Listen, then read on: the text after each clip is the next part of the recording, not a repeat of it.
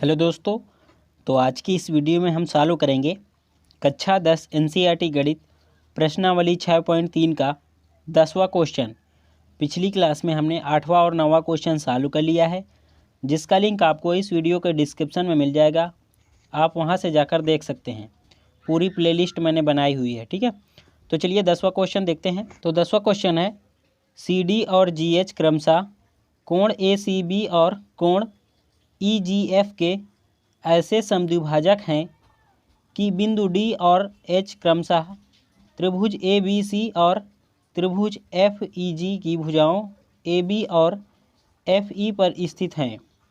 यदि त्रिभुज A B C समरूप त्रिभुज एफ ई जी हैं तो दर्शाइए कि फर्स्ट, यहाँ पे 3 क्वेश्चन दे रखे हैं, ठीक है। फर्स्ट है सी डी बटे जी एच बराबर ए सी बटे एफ जी, और दूसरा है त्रिभुज डी सी बी समरूप त्रिभुज एच जी ई, और तीसरा है त्रिभुज डी सी ए समरूप त्रिभुज एच जी एफ।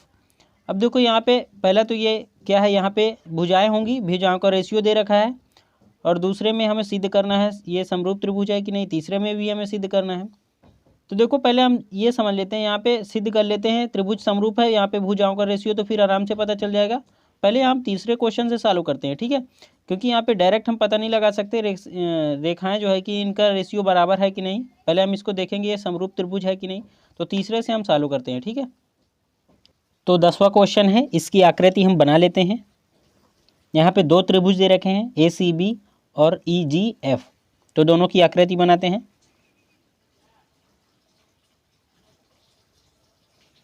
ए सी, यहाँ पे ए इसका नाम देते हैं ए सी, और इसको हम बी बोलते हैं।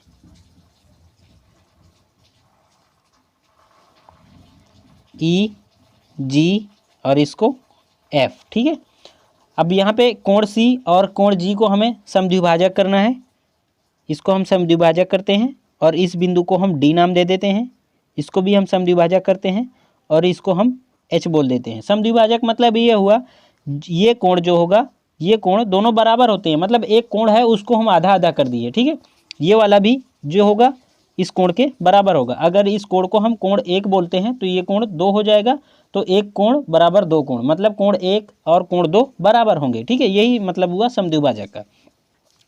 अब इस क्वेश्चन में जो जो दिया है हम यहाँ पे लिख लेते हैं।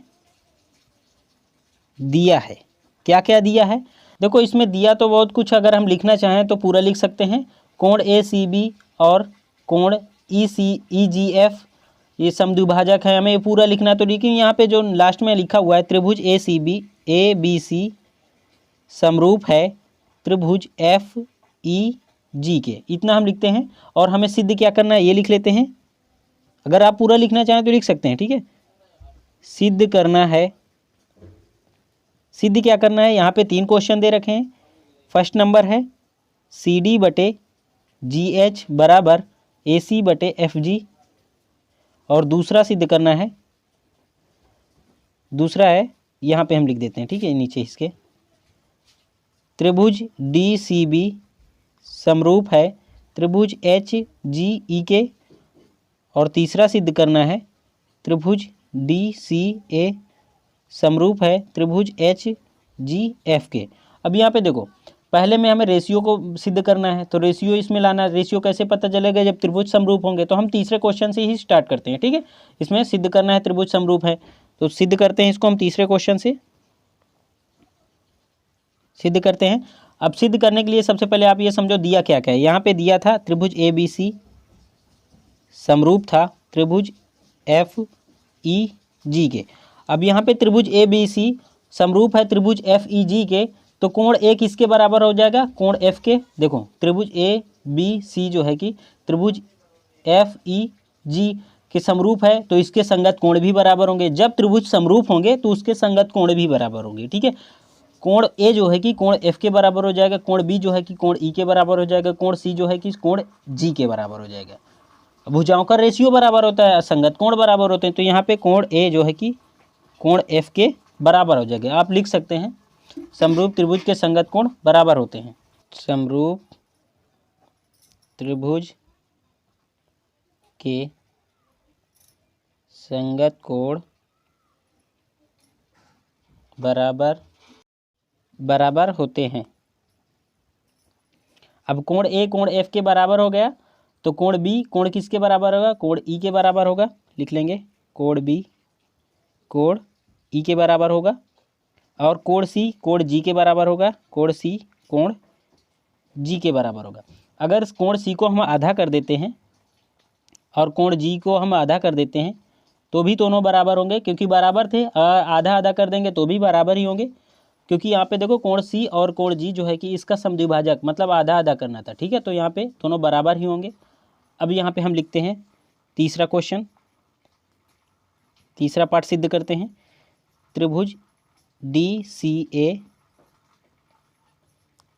और त्रिभुज एफ ई जी में, अब त्रिभुज डी सी ए और त्रिभुज एफ ई जी में यहाँ पे ये कोड जो है कि हमने यहाँ पे गलत लिखा, तो इसको हम काट के यहाँ पे लिख देते हैं त्रिभुज एच जी एफ। ठीक है, यही था ना, तीसरा सिद्ध करना है पहले, तो हम यहाँ पे एच जी एफ लिखेंगे। तो त्रिभुज डी सी ए त्रिभुज एच जी एफ, तो देखो दोनों में क्या है, कोण ए कोण एफ के बराबर है, तो लिख लेंगे कोण ए कोण एफ के बराबर है। हमने यहाँ पे सिद्ध किया ना, त्रिभुज के संगत कोण बराबर होते हैं समरूप त्रिभुज के, तो कोण ए कोण एफ के बराबर है। अब हमें एक कोण और बराबर लाना पड़ेगा, कोण सी कोण जी के बराबर था, तो इसका आधा 1/2 जो है कि कोण जी का भी 1/2, दोनों बराबर हो जाएंगे ना। तो यहाँ पे देखो दो कोण बराबर हो गए, तो इसको हम क्या लिख सकते हैं, कोण डी सी ए बराबर है कोण एच जी एफ के। ठीक है, सी कोण की बात कर रहे हैं, यहाँ पे जी कोण की बात कर रहे हैं।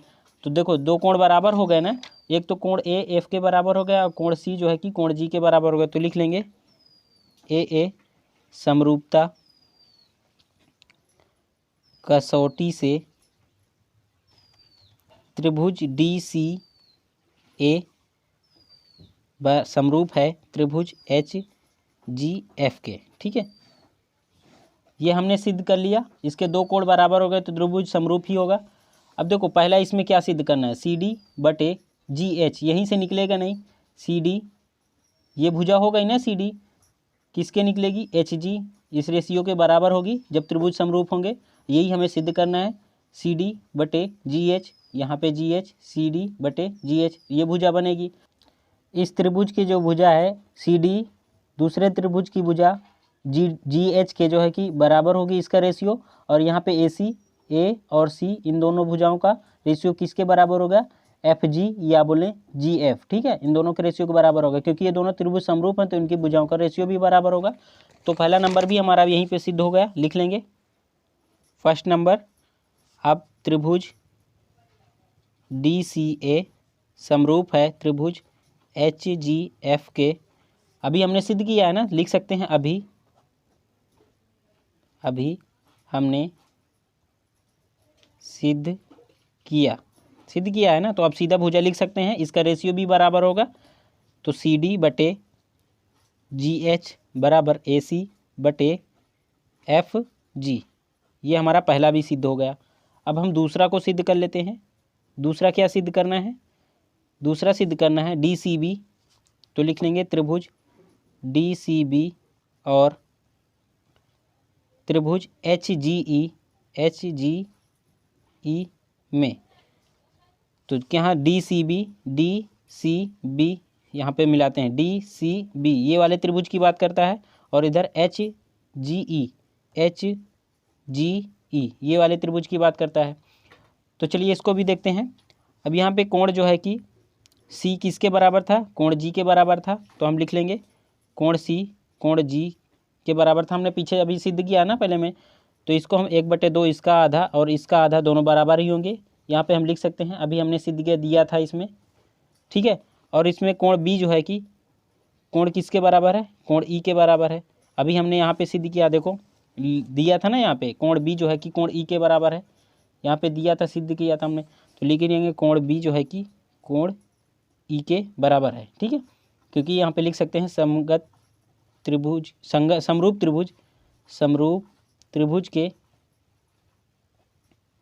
संगत कोण बराबर होते हैं। ठीक है, ये लिख सकते हैं, तो दो कोण बराबर इसमें भी आ गए, जब दो कोण बराबर हो गए तो लिख सकते हैं ए समरूपता कसौटी से त्रिभुज DCB समरूप होगा त्रिभुज HGE के। ठीक है, इसमें भी दो त्रिभुज, दो कोण बराबर आ गए तो ये भी इसमें AA समरूपता लगेगी, तो ये वाला भी हमारा सिद्ध हो गया। अब हम 11वां नंबर क्वेश्चन देख लेते हैं। तो 11वां नंबर क्वेश्चन है, आकृति 6.40 में AB बराबर AC वाले एक समद्विबाहु त्रिभुज ABC की भुजा बढ़ाई गई भुजा CB पर स्थित E एक बिंदु है। यदि AD लंब BC और EF लंब AC है तो सिद्ध कीजिए कि त्रिभुज ABD समरूप त्रिभुज ECF है। ये हमें सिद्ध करना है। अब यहाँ पे समरूप त्रिभुज के बारे में हमें समझना होगा। समरूप त्रिभुज की दो भुजाएं बराबर होती हैं। जब दो भुजाएं बराबर होंगी तो उसके सामने के कोण भी बराबर होंगे। ठीक है, तो चलिए इसको हम समझते हैं और सॉल्व करते हैं। तो 11वां क्वेश्चन है, इसकी आकृति बना लेते हैं। समरूप समबाहु त्रिभुज है, समद्विबाहु, इसका नाम ABC। यहाँ पे जो AB भुजा है वो AC के बराबर है। ठीक है, और यहाँ पे हमें भुजा बढ़ा CB या BC को बढ़ाना है, तो इधर हम बढ़ा देते हैं इसको। यहाँ पे एक बिंदु है, इसका नाम हम E दे देते हैं। जो E है, E से एक भुजा खींचेंगे हम F जो है कि EF जो है कि AC पर लंब है, तो यहाँ पे इसको हम ऐसे खींचेंगे। जो इस पे लंब होगी तो 90 अंश का कोण भी बनाएगी। ठीक है, और यहाँ पे एक भुजा CB पे या BC पे लंब है, इसका यहाँ पे लंब है, इसका नाम हम D देते हैं। जब लंब है तो यहाँ पे भी 90 अंश का कोण बनाएगी। ठीक है, अब इसमें दिया क्या क्या है लिख लेते हैं। यहाँ पे दिया है त्रिभुज ABC एक समद्विबाहु त्रिभुज है, समद्विबाहु त्रिभुज है। अब जब समद्विबाहु त्रिभुज है तो इसकी दो भुजाएं बराबर होंगी।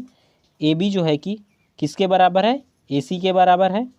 और इसमें जो भी दिया है त्रिभुज, हमने BC भुजा को हमने बढ़ाया E बिंदु तक, फिर EF हमने AC पर लंब खींचा। आप ये पूरा लिख सकते हैं। ठीक है, तो यहाँ आप लिखना चाहें तो आप लिख सकते हैं, लिख दे रहे हैं इसमें हम, जिसके भुजा CB ये हमने यहाँ पे पूरा लिख दिया जो जो दिया था। अब हमें सिद्ध क्या करना है ये लिख लेते हैं। सिद्ध करना है, क्या सिद्ध करना है, उसमें दे रखा है त्रिभुज ABD समरूप त्रिभुज ECF, यही हमें सिद्ध करना है। तो इसको हम सिद्ध करते हैं। त्रिभुज ABD यहाँ पे D कितना है, 90 अंश का है। और एक त्रिभुज क्या है, ECF, ये F है। तो यहाँ पे दोनों त्रिभुजों में एक एक 90 अंश के हैं। यहाँ पे D है पहले त्रिभुज में ABD में, D 90 अंश का है, और त्रिभुज ECF में F 90 अंश का है। तो लिख लेंगे यहाँ पे हम त्रिभुज ABC एक समद्विबाहु लिख लेते हैं। ठीक है, एक समद्विबाहु है, एक समद्विबाहु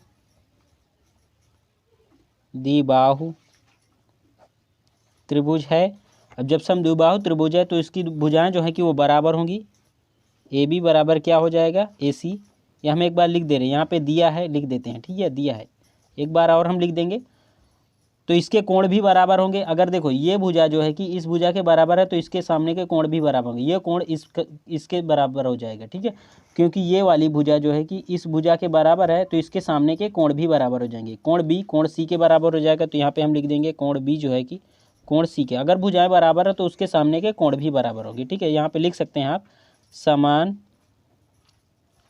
कोणों की समान भुजा या समान भुजाएं कर सकते हैं। ठीक है, तो कोण B कोण C के बराबर हो गया। अब देखो एक कोण तो बराबर हो गया, कोण B जो है कि कोण C के बराबर हो गया, और एक कोण जो है कि D कोण F, ये 90 अंश के हैं ना, तो ये भी बराबर हैं। तो लिख सकते हैं त्रिभुज ABD और त्रिभुज ECF में। ठीक है, त्रिभुज ABD और त्रिभुज ECF, इसमें देखो D जो है कि 90 अंश का है, इसमें F 90 अंश का है। तो लिख लेंगे कोण D बराबर कोण F कितना है, 90 अंश का है। यहाँ पे B जो है कि B वाला C के बराबर है और D वाला F के बराबर है, तो दो कोण बराबर हो गए ना। तो लिख लेंगे तो AA समरूपता कसौटी से त्रिभुज ए बी डी समरूप है त्रिभुज ECF के। जब दो कोण बराबर आ गए तो त्रिभुज समरूपता कसौटी लग जाएगी ए वाली, ठीक है, त्रिभुज समरूप होंगे। तो वीडियो अच्छी लगी हो तो वीडियो को लाइक कर देना और चैनल को नहीं सब्सक्राइब किया तो चैनल को सब्सक्राइब कर देना। Thank you.